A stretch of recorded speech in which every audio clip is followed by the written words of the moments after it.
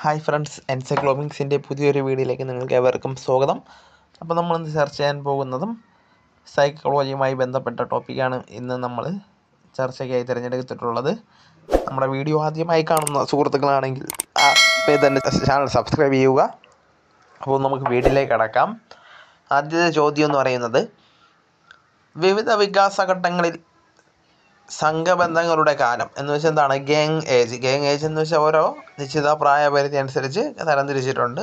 അപ്പം ആ gang age എന്ന് മനഃശാസ്ത്രജ്ഞന്മാർ വിളിക്കപ്പെടുന്ന പരിമിതി ഏതെന്നാണ് ചോദ്യം. കാലപരിമിതി ഏതെന്നാണ് ചോദ്യം. അത് മുതൽ അതുവരെയാണ് ഗാങ് റേഞ്ച്. 6 മുതൽ 12 വയസ്സ് വരെയാണ് ഗാങ് റേഞ്ച് എന്ന് പറയുന്നത്. നല്ലേപ്പിള്ളി ഗവൺമെൻറ് UP സ്കൂളിലെ അധ്യാപകയായ ഷബിന 4ാം ക്ലാസ്സിൽ അച്ഛൻ എന്ന വാക്ക് കൊടുത്തിട്ട് കുട്ടികളോട് ഇഷ്ടമുള്ളത് എഴുതാൻ പറഞ്ഞു. കുറച്ചു കുട്ടികൾ നന്മ, ഇഷ്ടം, അമ്മ എന്നൊക്കെയും മറ്റു ചിലർ മൃഗം, ഭ്രാന്തൻ, കരിമ്പൂച്ച എന്നൊക്കെയും എന്ത് ചെയ്തു? എഴുതി. ആദ്യത്തെ പ്രതികരണങ്ങൾ അച്ഛനുമായി ബന്ധപ്പെട്ട നല്ല അനുഭവങ്ങളും രണ്ടാമത്തത് അച്ഛനുമായി ബന്ധപ്പെട്ട കൈപ്പേറിയ അനുഭവങ്ങളുമാണെന്ന് ടീച്ചർക്ക് മനസ്സിലായി.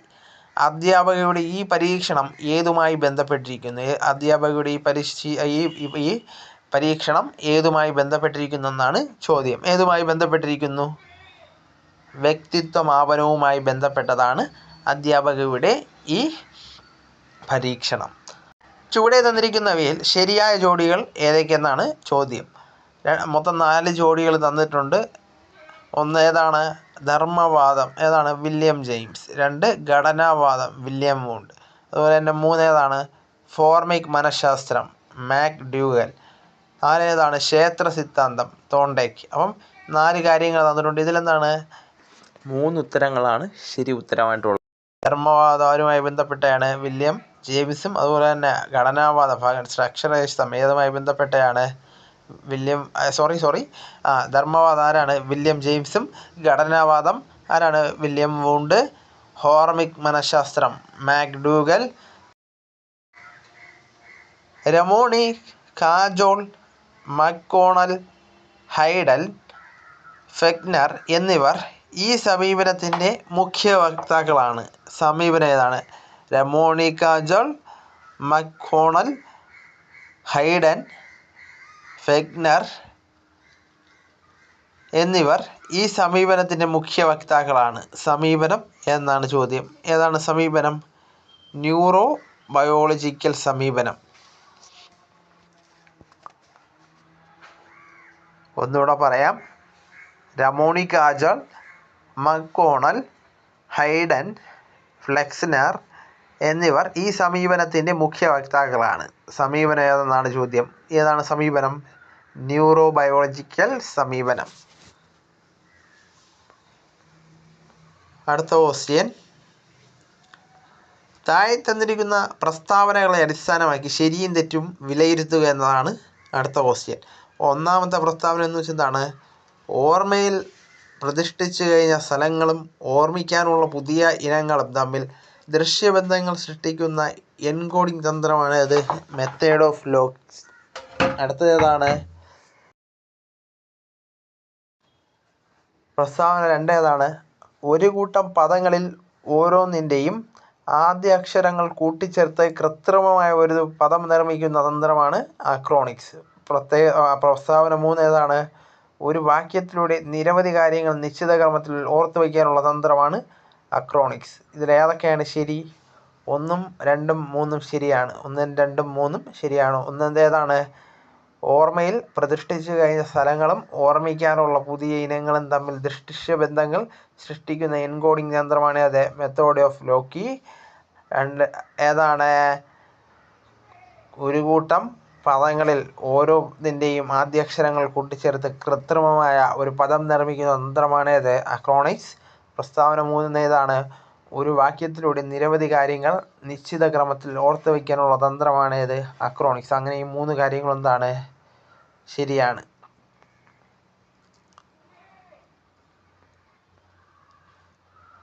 അടുത്ത ക്വസ്റ്റ്യൻ, കഴിവുകൾ, സാഹചര്യങ്ങൾ, താൽപ്പര്യങ്ങൾ, പരിമിതികൾ എന്നിവയുടെ പേരിൽ വേർതിരിക്കപ്പെടാതെ എല്ലാ വിഭാഗം കുട്ടികൾക്കും വീടിന് തൊട്ടടുത്തുള്ള ഒരു വിദ്യാലയത്തിൽ അനുയോജ്യമായ ഒരു വിദ്യാഭ്യാസം നൽകുന്ന വളരെ ലളിതമായ ഒരു പഠന സമ്പ്രദായം ഏത് പേരിലാണ് അറിയപ്പെടുന്നത്? സ്ഥിരമായി ചോദിച്ചു വരുന്ന ക്വസ്റ്റ്യനാണ്. ആൻസർ എന്താണ്? ഇൻക്ലൂസീവ് ലേണിംഗ്, അല്ലെങ്കിൽ എന്താണ് ഇൻക്ലൂസീവ് എഡ്യൂക്കേഷൻ, അല്ലെങ്കിൽ എന്താണ് സങ്കലിത വിദ്യാഭ്യാസം എന്ന പേരിൽ എന്ത് ചെയ്യും? അറിയപ്പെടും. അടുത്തത്, ചുവടെ തന്നിരിക്കുന്നവയിൽ വികാസ തത്വവുമായി ബന്ധപ്പെട്ട ശരിയായ പ്രസ്താവന ഏതെല്ലാമാണ്? ചുവടെ തന്നിരിക്കുന്നവയിൽ വികാസ തത്വവുമായി ബന്ധപ്പെട്ട ശരിയായ പ്രസ്താവന ഏതാണ്? ഏതൊക്കെയാണ് പ്രസ്താവന? നമുക്ക് നോക്കാം. എല്ലാം നമുക്ക് നോക്കണ്ട, എന്തായാലും ശരിയായ പ്രസ്താവന ഏതെന്ന് നോക്കാം. 1ഉം 2ഉമാണ് ശരി. 1, 2 എന്ന് പറയുന്നത് ഏതൊക്കെയാണ്? വികാസം ഒരു അനുസൃത പ്രക്രിയയാണ്. വികാസം ഒരു ക്രമാനുഗതമാണ്. അപ്പം ഇത് രണ്ടും ശരിയാണ്. അടുത്തത്, കാലിക്കാക്ക് എന്ന പട്ടാളക്കാരൻ 2 യുവതികളെ എന്ത് ചെയ്തു? വിവാഹം കഴിച്ചു. മനോവൈകല്യമുള്ള ആദ്യ ഭാര്യയിൽ ജനിച്ച കുട്ടികളുടെ പരമ്പരയിലുണ്ടായിരുന്ന 480 പേരിൽ 48 പേർ മാത്രമേ സാധാരണ നിലവാരത്തിലുള്ള മാനസികാരോഗ്യം പുലർത്തിയുള്ളൂ. എന്നാൽ നല്ല മാനസികാരോഗ്യമുള്ള രണ്ടാം ഭാര്യയിൽ ജനിച്ച കുട്ടികളുടെ പരമ്പരയിൽ 5 പേർ ഒഴിച്ച് എല്ലാവരും സാധാരണ മനോനില പുലർത്തി. H. ഗോദ്ദാർദിൻ്റെ ഈ പഠനം വ്യക്തമാക്കുന്നത് എന്താണ് വ്യക്തമാക്കുന്നത്? വ്യക്തിവികാസത്തെ സ്വാധീനിക്കുന്ന ഒരു ഘടകമാണ് പാരമ്പര്യം. അപ്പം ആരുടെ പഠനമാണ്? H. ഗോദ്ദാർദിൻ്റെ പഠനം. ഈ പഠനം എന്താണ് വ്യക്തമാക്കുന്നത്? വ്യക്തിവികാസത്തെ സ്വാധീനിക്കുന്ന വളരെ പ്രധാനപ്പെട്ട ഒരു ഘടകമാണെന്ത്? പാരമ്പര്യമെന്ന് വ്യക്തമാക്കുന്നു. ആൽബർട്ട് ബന്ദൂരയുടെ നിരീക്ഷണ പഠന പ്രക്രിയ ക്രമപ്പെടുത്തി എഴുതുക എന്നതാണ് അടുത്ത ക്വസ്റ്റ്യൻ. നമുക്ക് ശരിയായ ക്രമപ്പെടുത്തൽ നമുക്ക് നോക്കി എഴുതാം. മാതൃക നൽകൽ, ശ്രദ്ധ, നിലനിർത്തൽ, ചാലക പ്രകടനം, അഭിപ്രേരണം. ഇതാണ് ശരിയായ ക്രമം എന്ന് പറയുന്നത്.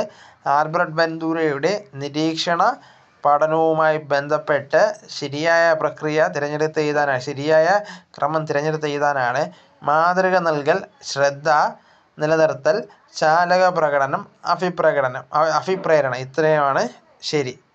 അടുത്തത്, താഴെ പറയുന്നവയിൽ വിളംബിത ചാലക വികാസവുമായി ഡിലേഡ് മോട്ടോർ ഡെവലപ്മെൻറ്റുമായി ബന്ധമില്ലാത്തത് ഏതാണ്? താഴെ പറയുന്നവയിൽ വിളംബിത ചാലക വികാസവുമായി ബന്ധമില്ലാത്ത ഡിലേഡ് മോട്ടോർ ഡെവലപ്മെൻറ്റുമായി ബന്ധമില്ലാത്ത ഏതാണ്? കളികൾ. ഇത് ഇടയ്ക്കിടയ്ക്ക് കണ്ടുവരുന്നൊരു ക്വസ്റ്റ്യനാണ്. ഡിലേഡ് മോട്ടോർ ഡെവലപ്മെൻറ്റുമായി ബന്ധമില്ലാത്തത് ഏതാണ്?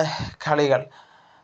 തടിച്ച ശരീരവും അനാരോഗ്യം അല്ലെങ്കിൽ ഭയം അല്ലെങ്കിൽ മറ്റ് മാനസിക പ്രശ്നങ്ങൾ, അതെല്ലാം എന്താണ്? ഡിലേഡ് മോട്ടോർ ഡെവലപ്മെൻറ്റുമായി ബന്ധപ്പെട്ടതാണ്.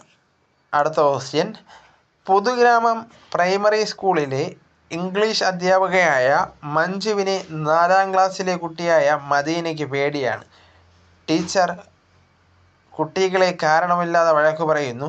ക്രമേണ മദീനയ്ക്ക് ഇംഗ്ലീഷ് എന്ന വിഷയത്തോട് മാത്രമല്ല ആ സ്കൂളിനോടും വെറുപ്പ് തോന്നി. അല്ലെങ്കിൽ എന്താണ് ഇതിലടങ്ങിയിരിക്കുന്ന മനഃശാസ്ത്ര തത്വം എന്തെന്നാണ് ചോദ്യം. അപ്പം പാവ്ലോവ് ഈ നായയെ വെച്ചൊക്കെ പൊതുവെ പരീക്ഷണം നടത്തിയിട്ടുണ്ട്. പാവ്ലോവ് എന്താണ് ആദ്യം ഒരു നായ എന്ത് ചെയ്തു? മണിയടിക്കുമ്പോൾ ഭക്ഷണം അല്ലെങ്കിൽ എന്താണ് കൊണ്ടുവരും, അല്ലെങ്കിൽ ആ മണിയുടെ സൗണ്ട് കേൾക്കുമ്പോൾ ആ നായയുടെ വായിൽ രുചി വരും. അപ്പോൾ അതൊക്കെ ഇതുമായി ബന്ധപ്പെടുത്തി നമുക്ക് നോക്കാവുന്നതാണ്. അപ്പം അത് ബന്ധപ്പെടുത്തി നമുക്ക് നോക്കുമ്പോൾ പാവ്ലോവിൻ്റെ എന്താണ് അനുബന്ധന സിദ്ധാന്തമാണ് ഇതുമായി ബന്ധപ്പെട്ടത്. അപ്പം പാവ്ലോവിൻ്റെ അനുബന്ധന സിദ്ധാന്തവുമായി ബന്ധപ്പെട്ടതാണ് ഈ മദീനയ്ക്ക് എന്താണ് ആദ്യം ഇംഗ്ലീഷ് എന്ന് പറയുന്ന ഒരു വിഷയത്തോട് ഭയമുണ്ടായിരുന്നു. പിന്നീട് ആ പേടി ആ സ്കൂളിനോട് തന്നെ മാറിയതും ഇതു പാവ്ലോവിൻ്റെ എന്താണ് അനുബന്ധന സിദ്ധാന്തവുമായി ബന്ധപ്പെട്ടിരിക്കുന്നു. അടുത്ത ക്വസ്റ്റ്യൻ, താഴെ തന്നിരിക്കുന്ന രക്ഷകർത്തൃത്വവുമായി അല്ലെങ്കിൽ എന്താണ് പേരൻറ്റിങ്ങുമായി ബന്ധപ്പെട്ട പ്രസ്താവനകളെ വിലയിരുത്തുക. പ്രസ്താവന 1 എന്ന് പറയുന്നത്, രക്ഷകർത്താവ് കുട്ടിയുടെ മേൽ കൂടുതൽ ഭാരം കെട്ടിവയ്ക്കുകയും കുട്ടിയോട് അനുകൂലമായി പ്രതികരിക്കാതിരിക്കുകയും ചെയ്യുന്ന രക്ഷകർത്തൃത്വമാണ് സ്വേച്ഛാധിപത്യ രക്ഷകർത്തൃത്വം എന്ന് പറയുന്നത്. പ്രസ്താവന 2 ഏതാണ്? കുട്ടിയുടെ മേൽ അതീവ കാർക്കശ്യം കാണിക്കാതെയും എന്നാൽ അളവിൽ കവിഞ്ഞ സ്വാതന്ത്ര്യം നൽകാതെയും മധ്യമ നിലപാട് സ്വീകരിക്കുന്ന പാരൻറ്റിങ് രീതിയാണ് ജനാധിപത്യ രക്ഷകർത്തൃത്വം, ഡെമോക്രാറ്റിക് പാരൻറ്റിങ്. പ്രസ്താവന 3 എന്ന് പറയുന്നത് എന്താണ്? കുട്ടിയെക്കുറിച്ച് ഏതെങ്കിലും രൂപത്തിൽ പ്രതീക്ഷ വച്ച് പുലർത്തുകയോ അവരുമായി പറയത്തക്ക ആശയവിനിമയം നടത്തുകയോ ചെയ്യാത്ത പാരൻറ്റിങ് രീതിയാണ് ഏത്? നിസ്സംഗ രക്ഷകർത്തത്വം. അപ്പോൾ ഇതിൽ ഏതൊക്കെയാണ് ശരി? 1, 2, 3 ആണ് എന്ത് ശരിയെന്ന് പറയാൻ പറ്റുന്ന. 1, 2, 3 ആണ് ശരി. രക്ഷകർത്താവിൻ്റെ കുട്ടിയുടെ മേൽ കൂടുതൽ ഭാരം കെട്ടുവയ്ക്കുകയും കുട്ടിയുടെ മേൽ 3 കാര്യങ്ങളോ അല്ലെങ്കിൽ നമുക്കെന്താണ് ഇപ്പം നമ്മൾ പറഞ്ഞ 3 കാര്യങ്ങളും ശരിയെന്ന് എന്ത് ചെയ്യാം? നമുക്ക് പറയാവുന്നതാണ്. അടുത്തത്, താഴെ പറയുന്നവയിൽ എബ്രഹാം മാസ്ലോയുടെ ആവശ്യങ്ങളുടെ ശ്രേണിയിൽ ഹൈറാർക്കി ഓഫ് നീഡ്സിൽ പെടാത്തത് ഏതാണെന്നാണ് ചോദ്യം. 4 ശ്രേണി തന്നിട്ടുണ്ട്, 4 കാര്യങ്ങൾ തന്നിട്ടുണ്ട്. ശാരീരിക ആവശ്യങ്ങൾ, മാനസിക ആവശ്യങ്ങൾ, സുരക്ഷിതത്വം, സാമ്പത്തിക ആവശ്യങ്ങൾ. ഇതിൽ എബ്രഹാം മാസ്ലോയുടെ ആവശ്യങ്ങളുടെ ശ്രേണിയിൽ പെടാത്ത ഏതാണ്? 2ഉം 4ഉം. 2ഉം 4ഉം ഏതൊക്കെയാണ്? മാനസിക ആവശ്യങ്ങളും സാമ്പത്തിക ആവശ്യങ്ങളും ഇതുമായി എന്താണ്? ബന്ധമില്ലാത്തതാണ്. അടുത്ത ക്വസ്റ്റ്യൻ, അധ്യാപകൻ്റെ വ്യക്തിത്വം പഠിതാക്കളുടെ വ്യക്തിത്വത്തിലേക്ക് എന്ത് ചെയ്യുന്നു? പകരുന്നു.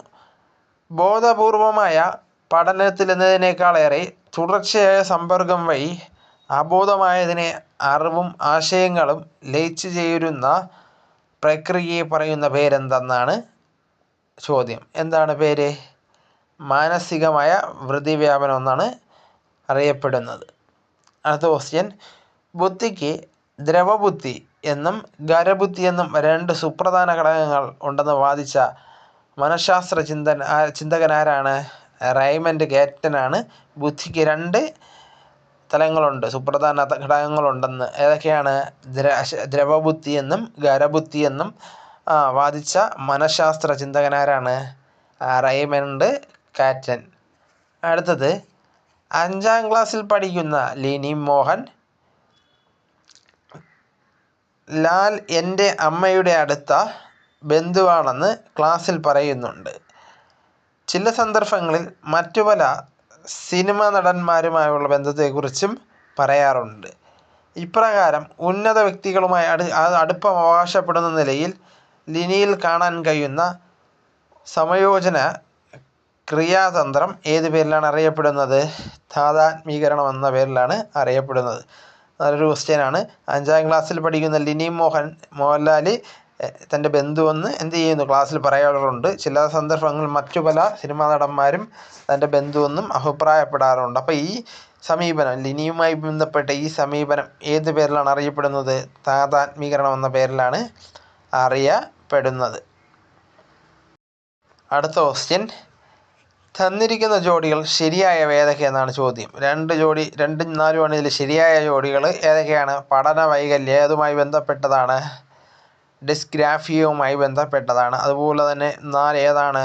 കോഗ്നിറ്റീവ് ബിഹേവിയർ തെറാപ്പി, CBT, വിഷാദരോഗ ചികിത്സയുമായി ബന്ധപ്പെട്ടതാണ്. അപ്പം 1 ഏതാണ് ശരി? ഏതാണ് ശരി? ഏതാണ്? 2ഉം 4ഉം ആണ്. 2 ഏതാണ്? പഠന വൈകല്യമാണ്.